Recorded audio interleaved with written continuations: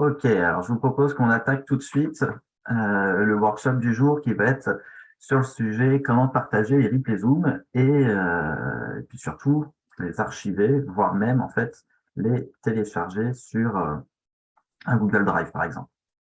Donc, sujet du jour, on va commencer par créer la base Airtable pour pouvoir aller stocker en fait tous les replays. Donc, on parle de stocker, on ne va pas enregistrer les vidéos directement dans Airtable, on va juste mettre des liens vers les vidéos. Et puis ensuite, il va falloir créer l'automatisation pour archiver les replays, les stocker dans la base Airtable. On va voir aussi comment les stocker dans un Google Drive et ensuite comment partager ces replays et intégrer surtout cette base sur son espace membre pour qu'en fait les clients puissent toujours y avoir accès dans leur espace membre via une rubrique replay par exemple. Donc, on va se mettre sur Airtable et on va tout de suite commencer par créer une base. Donc, comme d'habitude, on va donner un nom à notre base. Ici, la base va être très simple. On va l'appeler replay, tout simplement. On pourrait mettre replay programme, supposant que ce soit un nom de programme. Hop. Pour que ce soit plus sympa, on va s'y mettre une petite icône avec un petit écran comme ça. Et ici, on va nommer notre table replay et notre vue tous les replays. Ici, name, on va le laisser vide pour le moment, on y revient juste après. On va supprimer tout ça, ça ne nous intéresse pas. Et on attaque tout de suite. Donc, la première chose à faire, mais il va falloir mettre une date du replay pour pouvoir les retrouver plus facilement. Donc, on va se créer un champ date, on va appeler date, tout simplement. On est au format européen, ça va très bien. Pas besoin d'inclure l'heure, je ne pense pas que ce soit très pertinent. Ensuite, il va falloir créer le lien du replay, l'URL pour y accéder. Donc ici, ça va être un champ URL à créer. On pourrait aussi ajouter un champ, par exemple, coaching, qui serait un single select et qui pourrait être, par exemple, coaching mindset, workshop, etc. Et éventuellement, ça peut être intéressant, mais là, ça nécessiterait une action manuelle derrière par un assistant ou autre. Plus, et on va se mettre description. Ça peut être intéressant de rajouter un peu de texte sur ce qui a été abordé pendant le coaching. Ici, on est bon. On a notre base qui est créée. On va maintenant nommer notre record, notre ligne, et on va l'appeler replay, par exemple. Et comme d'habitude, on va aller se mettre une petite formule qui va agréger le type du coaching, donc la colonne coaching qu'on a créée, et la date. Donc pour ça, hop, coaching, on ajoute les perluettes, espace, et on va mettre un tiret, et perluette, et on va mettre la date. Donc, pour que la date s'affiche dans un format, on va dire lisible par un humain, on va devoir la formater. Donc, on va prendre notre petite fonction up, datetime, format. La date à formater, c'est notre champ date. Et ensuite, on va se mettre virgule, on ouvre les guillemets, et nous, on va vouloir mettre jour, mois, année. On ferme notre parenthèse, on sauvegarde. Ici, on va mettre une date pour juste s'assurer que notre formule fonctionne bien, et on va mettre coaching, c'est un worksheet. Hop, on supprime ça, ça ne m'intéresse pas. Parfait. On va agrandir ça, on va s'agrandir ça. On va organiser ici, hop, et voilà. Moi, ce que je vous recommande, c'est d'avoir une vue tous les replays, et on verra après, je vous recommande ça. Pourquoi je vous le recommande. Et une vue qu'on va appeler une vue replay coaching. Parfait. Hop. Cette vue, on va modifier un peu son affichage pour que ce soit vraiment juste les infos qui nous intéressent. Ça sera la vue qui sera partagée après au client. Donc on va supprimer la date, on va supprimer le type du coaching, tout simplement parce qu'en fait, on les a ici. Et on ne va garder que le lien et la description. Voilà. Ça, notre base est prête. Maintenant, on va pouvoir attaquer l'automatisation. Pour ça, on va aller dans Zapier. On va faire créer une automatisation, create zap. On nomme notre zap, partage, replay, coaching. Et notre déclencheur, ça va être Zoom. Hop. Notre événement, ça va être un nouvel enregistrement est disponible. Hop, on clique là-dessus. On continue. On va connecter notre compte Zoom et on teste. Là, il nous dit qu'il a bien trouvé un replay, donc c'est parfait, on va pouvoir avancer dans nos tests. La première chose à faire, ça va être d'ajouter un filtre. Un filtre, pourquoi? Parce qu'en fait, on ne veut que l'automatisation ne fonctionne que si c'est certains types de coaching. En l'occurrence, ça sera principalement des coachings de groupe dans le cas de l'exemple du jour. Donc pour ça, je vais mettre en place un filtre. Et je vais dire seulement si le topic, donc le nom de la réunion Zoom, contient, on pourrait mettre contient ou match exactement. Ici, on va mettre contient. Et on va dire que c'est une réunion qui s'appelle workshop. Si je vais sur mon compte Zoom, je vois bien que la réunion en question que je veux pouvoir partager facilement, c'est workshop. Donc ça, c'est bon. Si, par exemple, je voulais aussi faire en sorte que l'automatisation fonctionne quand c'est un training équipe, bah, je peux tout simplement copier ça et je vais dire une autre condition, mais là, c'est une condition ou topic contains training équipe. De cette manière-là, l'automatisation fonctionnera que si c'est une réunion workshop ou une réunion training équipe. Donc, je vais renommer mon filtre pour lui dire continue si bon, workshop, c'est à écrire, ou training équipe. On continue, il va tester le filtre et là il me dit bah non, moi mon topic il s'appelle meeting room, donc normalement je n'aurais pas continué. On va continuer comme ça quand même, c'est pas grave. Ensuite, ce qu'on veut faire, c'est enregistrer, enfin archiver et télécharger le replay dans Google Drive. Donc pour ça, je vais sélectionner Drive.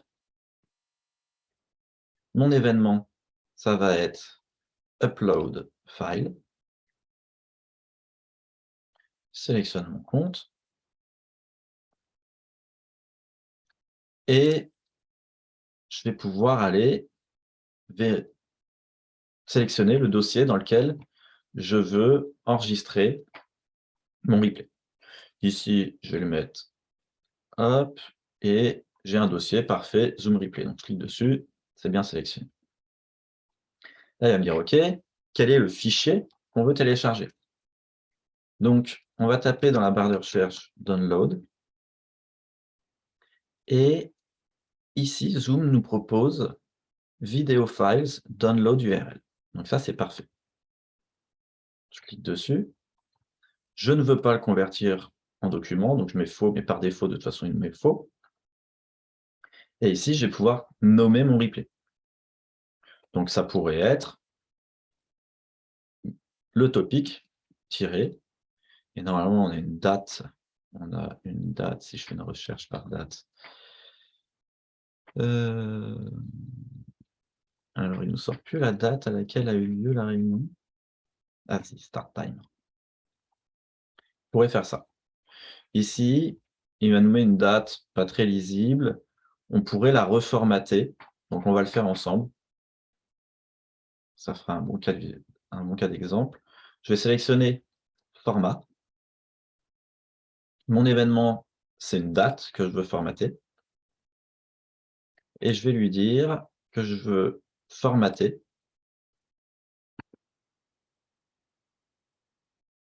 Je veux formater ma date, ma start time.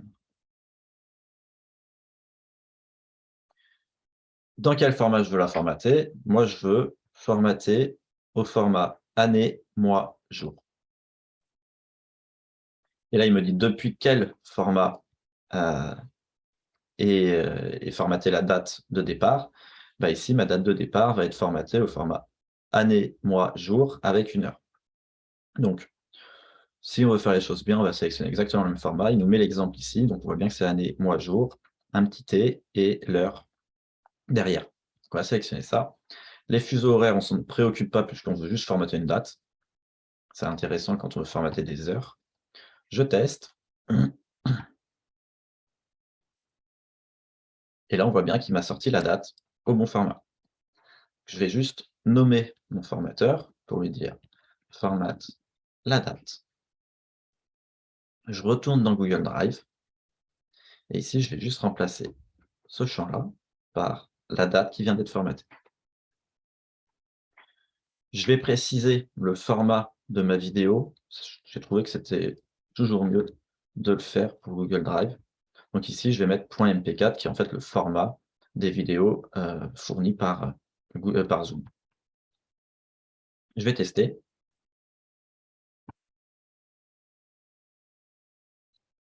Là, ça peut prendre un petit peu de temps, comme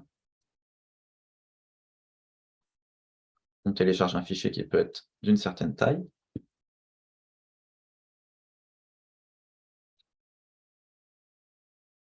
Et là, il nous dit que c'est bon. Le fichier a bien été téléchargé sur Google Drive.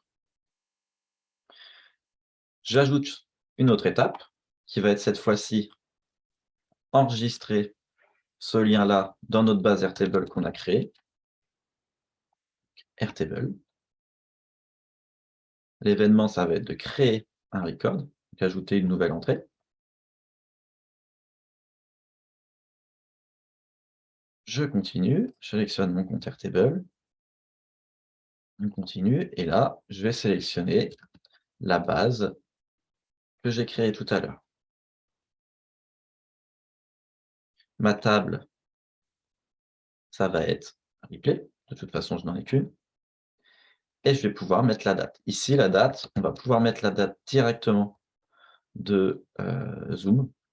Vu qu'on a formaté la date sur Airtable en disant qu'on ne veut que la date et pas l'heure, il va tout simplement tout seul supprimer l'heure. Le coaching, en fait, tout simplement, on va mettre le nom de la réunion.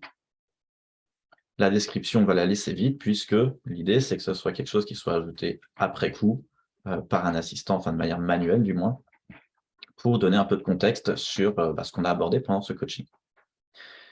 Le lien du replay, on a deux choix. Soit on va utiliser le share URL, donc le lien qui vient directement de Zoom, ou alors, maintenant qu'on a téléchargé notre vidéo sur Google Drive, pour éventuellement libérer de l'espace du stockage Zoom, bah, je vais pouvoir prendre le lien directement depuis Google Drive. Et donc, le lien qui va bien, généralement, c'est le alternate link. Je vais tester mon truc. Hop. Au passage, en attendant, je vais renommer et je vais dire ajoute le replay sur Airtable. Il me dit que ça a bien été envoyé. On va aller vérifier tout de suite dans la base Airtable. Donc ça, c'était le petit test qu'on a fait juste avant. Et on voit bien qu'il nous a bien créé un coaching qui porte le nom de la réunion Zoom, en l'occurrence c'était Meeting Room, avec la bonne date au bon format, et le lien Google Drive vers la vidéo. Si je clique dessus, j'ai bien accès, bon là la vidéo est en cours de traitement forcément, mais j'ai bien accès à la vidéo qui a été uploadée sur mon Google Drive. Si j'avais sélectionné, si j'avais sélectionné, on va refaire le test ici, mon cher URL, que je refais un test. Là, il va m'ajouter une deuxième ligne dans Airtable. On voit bien qu'ici, j'ai mon lien directement vers Zoom. Pareil, si je l'ouvre, j'ai bien la vidéo qui est dispo. Donc, soit on s'embête pas, on garde les vidéos sur Zoom et on les partage telles quelles, ça marche très bien.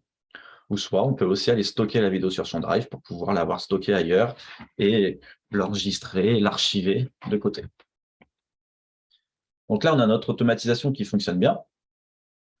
On pourrait cliquer sur Publish Zap, puisque normalement, on est bon.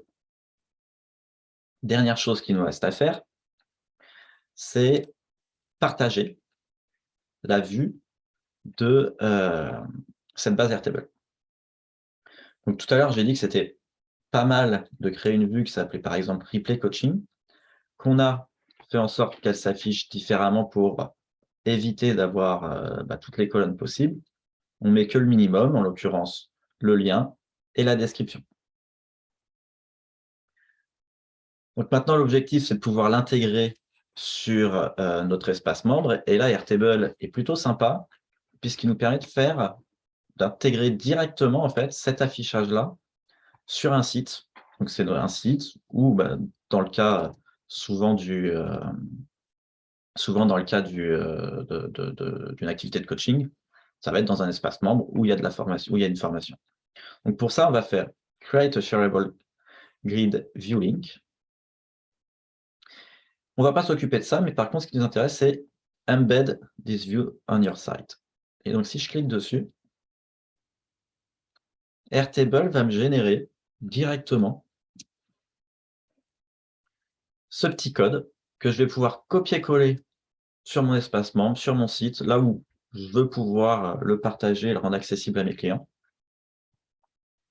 Le copier, le coller, et tout simplement, en accédant à la page sur l'espace de formation, si le client est sur une vue ordinateur, il aura accès à cet affichage-là, donc ce petit encadré-là.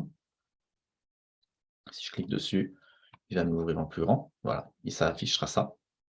Donc, bien entendu, aucune modification n'est possible ici. Le client ne peut que cliquer sur le lien et lire ce qui est affiché.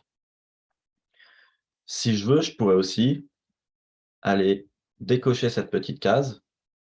Et si je recharge ma page, non, il faudrait que j'actualise. Hop. Il a accès à beaucoup moins de choses au niveau des contrôles.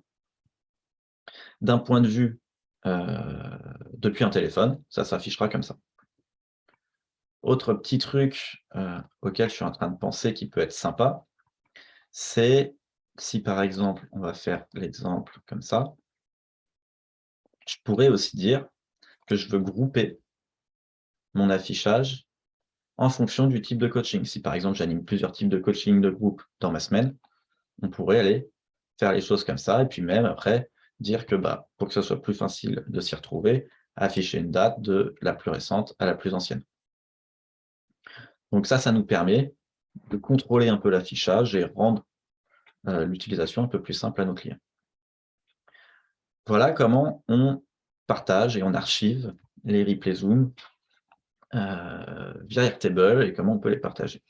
Alors après, on pourrait aller plus loin et éventuellement déclencher un email automatique dédié à notre liste de clients pour les avertir que le replay est disponible et comme ça, ils pourraient recevoir l'info directement par mail.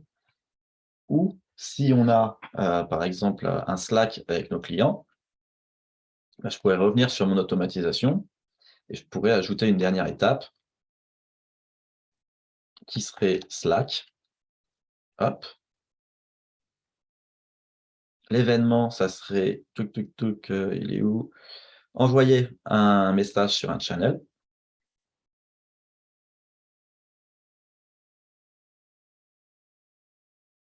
Je vais sélectionner mon compte. Hop. je continue. Je sélectionne, on va le mettre dans Général par exemple ici, et je pourrais mettre le replay de la session jour 2, et je vais pouvoir reprendre le nom de ma réunion Zoom, est disponible. 2 points. Et encore une fois, soit je mets le lien directement de Zoom, soit si j'ai stocké mon si j'ai stocké mon replay sur Google Drive par exemple, je pourrais mettre mon alternate link, et de cette manière-là, automatiquement, une alerte va sur le Slack des clients et ils ont l'info sans aucune action de notre part pour pouvoir aller accéder au replay de la réunion s'ils n'ont pas pu y participer ou si simplement ils veulent revenir sur un élément qui a été partagé. Donc on va juste finir de configurer ça. Moi j'aime bien laisser envoyer comme un bot. On se doute que en tant que client, que c'est un truc plus ou moins automatique, donc on peut le laisser comme ça. Si on veut imiter le fait que c'est nous qui envoyons le truc, ben on sélectionne un nom. Par exemple, dans mon cas, ça serait Rémi Rongière qui envoie le message. Ça, c'est vraiment à vous de voir comment vous voulez afficher ça. Si on est dans le cas où on envoie en tant qu'un bot, on va pouvoir le nommer, par exemple, on pourrait l'appeler Replay Coaching, mettre une petite icône. Donc moi, j'aime bien celle qui nous propose de base, c'est mettre le petit robot. Maintenant, on met vraiment ce qu'on veut. On décochera cette case-là, puisqu'en fait, ça nous mettrait un lien directement vers notre mode d'automatisation, et ce qu'on veut en fait pas du tout quand on communique avec des clients. Ça peut être utile quand on se met des notifications à nous en interne, mais pas dans le cas pour communiquer avec de l'externe. Et on pourrait laisser le Auto-Expand Links, qui permettrait d'avoir l'affichage en fait directement dans Zoom, dans Slack, pardon, du lien. Le reste, on peut laisser comme ça. Il ne me reste plus qu'à tester. Et dans mon Slack, je viens de voir que j'ai une notif avec ce message qui s'est ajouté. Et enfin, si j'ai fait une modif, j'ai plus qu'à faire Publish Zap et j'ai mon automatisation qui est prête, qui est activée et qui tourne dès que j'ai un coaching qui est disponible sur Zoom, qui s'appelle Workshop ou Training Équipe. Petit point auquel je pense tout de suite et que je n'ai pas abordé, pour pouvoir faire ça, il faut absolument avoir un compte Zoom payant et enregistrer dans Zoom les replays, mais je veux dire dans le Zoom, dans le cloud de Zoom, et pas sur son ordinateur. Si on le fait sur son ordinateur, aucun moyen de déclencher l'automatisation de cette manière-là, puisque ce n'est pas stocké dans le cloud et l'automatisation se déclenche via le cloud. Voilà un peu ce que je voulais vous présenter aujourd'hui par rapport à notre petit workshop sur comment archiver et partager les replays Zoom à ses clients.